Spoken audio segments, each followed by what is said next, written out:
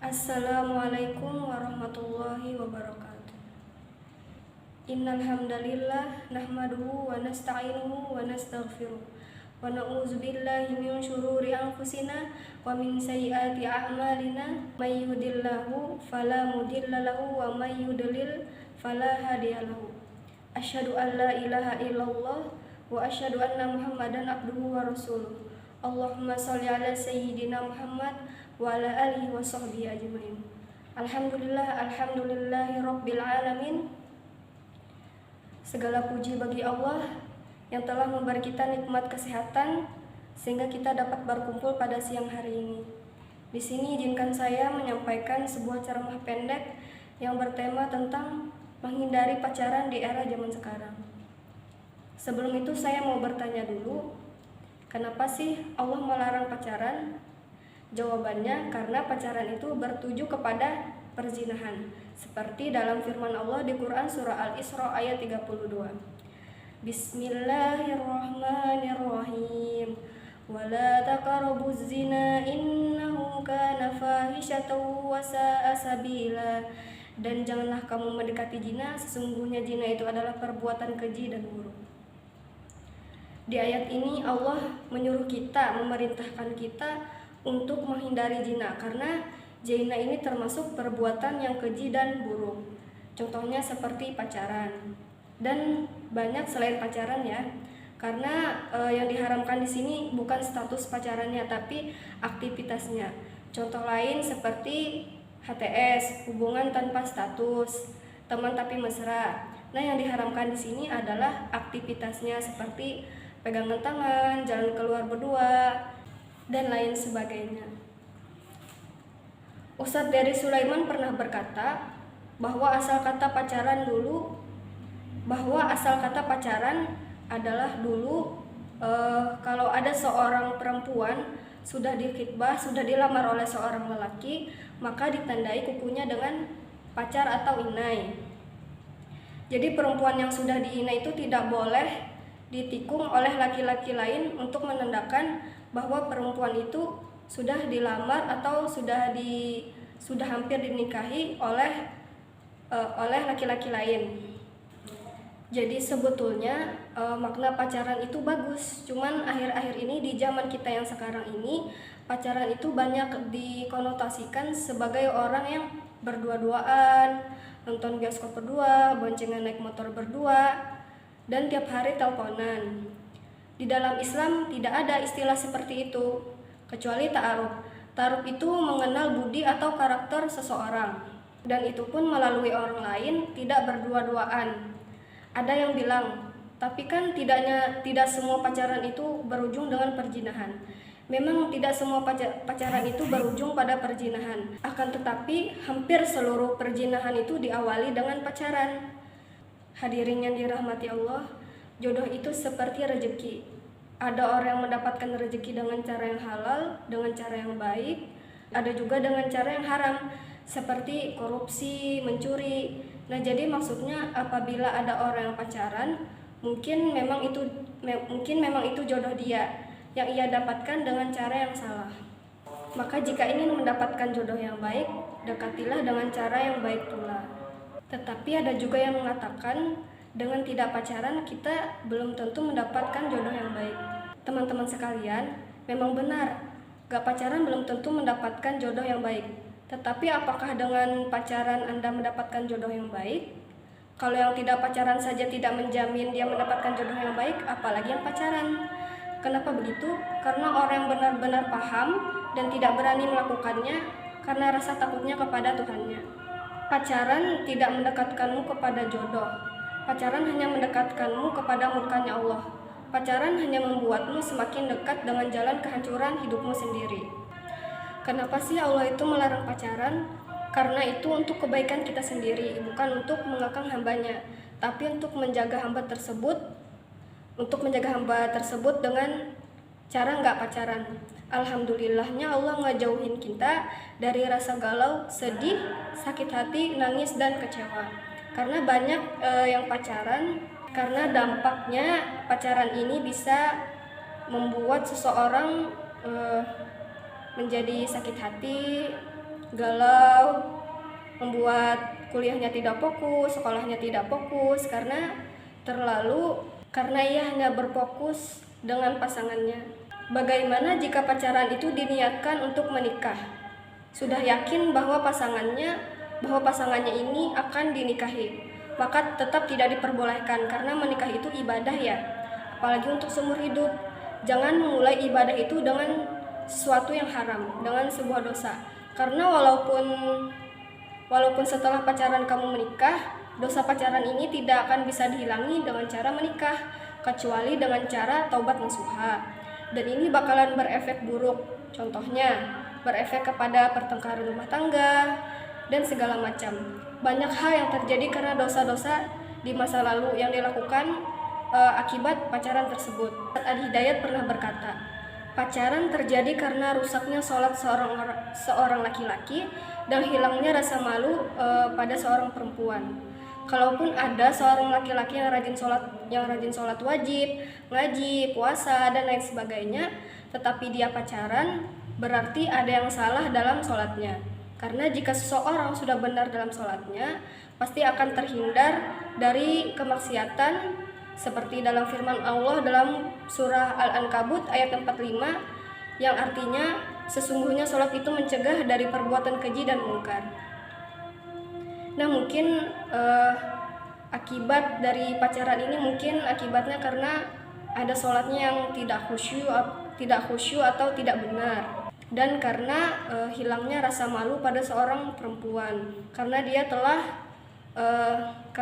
telah dibutakan oleh cintanya kepada seorang lelaki, maka hilanglah rasa malunya. Terkadang Allah itu menegur orang-orang yang berpacaran ini dengan cara mematahkan hatinya, sehingga terjadi cekcok atau kesalahpahaman dalam sebuah hubungan, sehingga mereka berdua ini putus dan kembali ke jalan Tuhannya.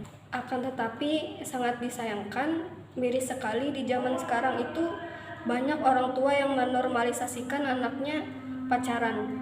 Orang tua yang harusnya mendidik anaknya dengan baik, akan tetapi malah sebaliknya. Mungkin karena takut anaknya ini tidak laku atau takut anaknya ini tidak normal, sehingga orang tua tersebut menyuruh anaknya untuk berpacaran.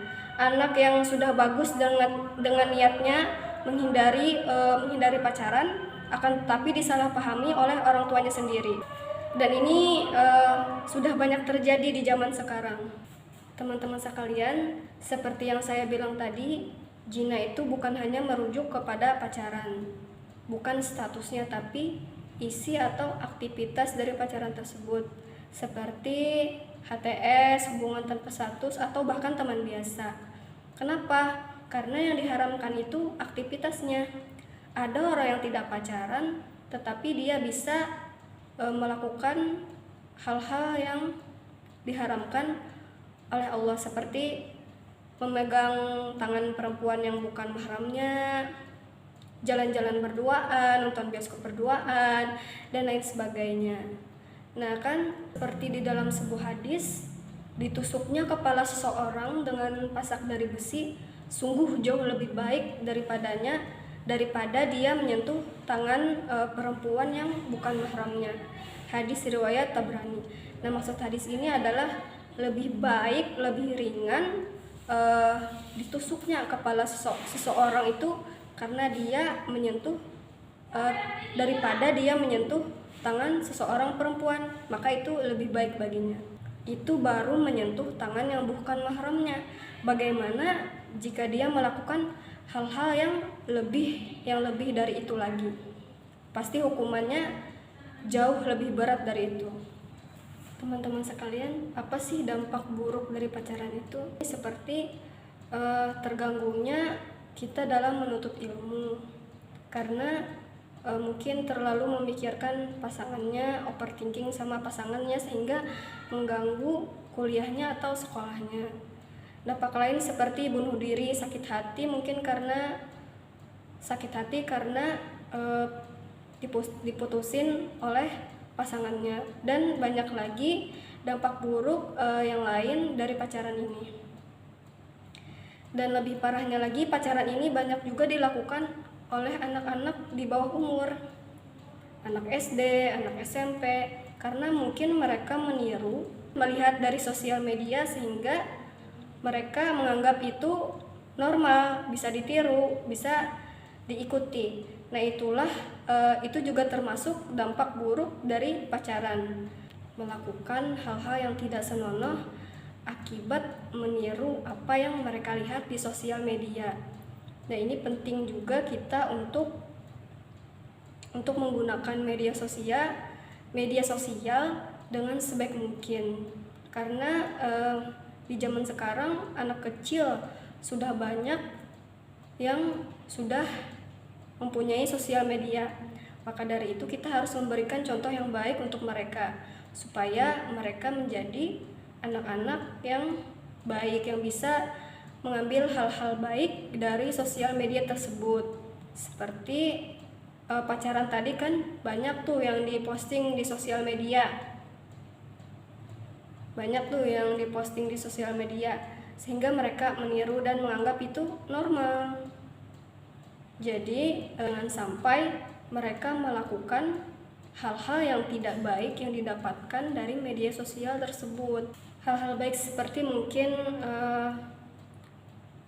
memposting tentang kebaikan-kebaikan, tentang pelajaran, sehingga mereka bisa mengambil hal positif dari sosial media itu. Karena kebanyakan rusaknya anak di zaman sekarang itu disebabkan oleh penyalahgunaan media sosial.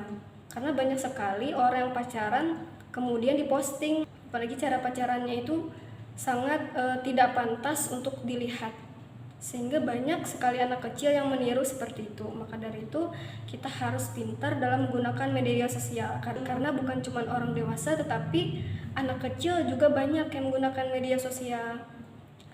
Hadirin sekalian, saya juga ingin menyampaikan tentang gimana sih caranya supaya kita ini bisa menghindari pacaran. Mungkin pacaran ini terjadi karena kita merasa kesepian, karena kurang kasih sayang orang tua.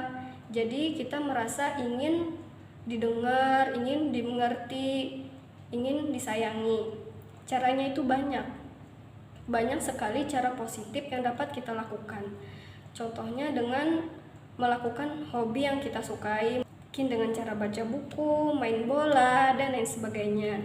Sebagaimana hobi yang kita sukai. Nah, itu dapat membuat kita lupa akan kesepian dengan cara melakukan hal-hal yang positif, dengan cara menyibukkan diri. Nah, itu cara yang baik untuk kita menghindari pacaran. Cara menghindari pacaran juga bisa dengan cara menjaga pergaulan, karena mungkin pacaran bisa juga disebabkan oleh pergaulan bebas. Mungkin temannya kebanyakan pacaran, ya dia sendiri yang tidak. Jadi melihat pacarannya ini iri, juga ingin diperhatikan oleh seorang laki-laki.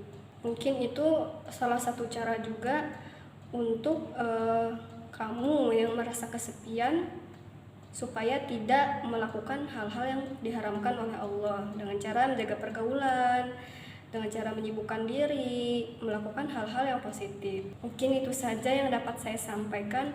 Mohon maaf apabila ada salah kata, ada kata-kata yang menyinggung, karena di sini ceramah ini bukan cuma untuk mengingatkan orang lain, tetapi juga untuk mengingatkan diri saya sendiri.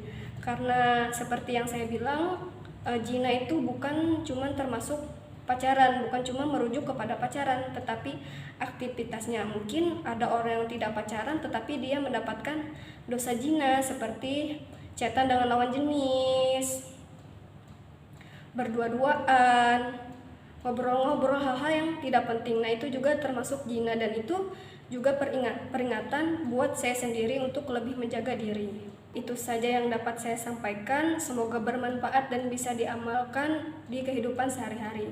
Wabillahi taufiq wal hidayah. Wassalamualaikum warahmatullahi wabarakatuh.